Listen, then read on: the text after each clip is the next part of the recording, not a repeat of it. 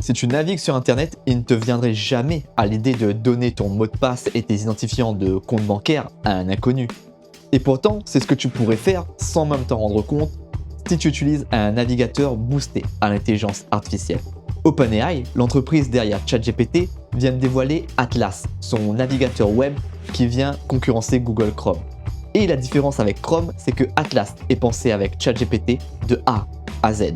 Et je comprends pourquoi. Ça vous permet de laisser l'intelligence artificielle prendre le contrôle de votre navigateur pour résumer des articles, comparer des produits, écrire des emails et tout ça sans même que vous ayez à lever le petit doigt.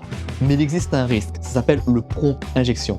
C'est une faille dans la façon dont sont conçues les intelligences artificielles. Le prompt injection, ce sont des instructions qui sont cachées sur des sites internet, dans des commentaires Instagram, dans des filigrammes sur des photos. Et parfois, elles sont écrites en blanc sur fond blanc, en très petite police d'écriture, impossible à distinguer à l'œil nu.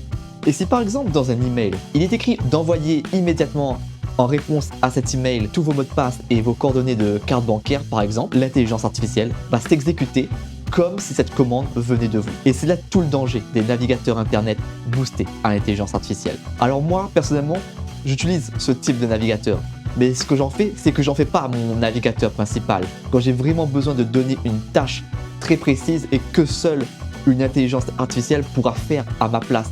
Comme par exemple, remplir un tableau Excel de milliers de données qui me prendrait des jours à remplir. Voilà, c'est mon conseil. Faites attention avec ces nouveaux navigateurs tant que ces failles de sécurité ne sont pas corrigées.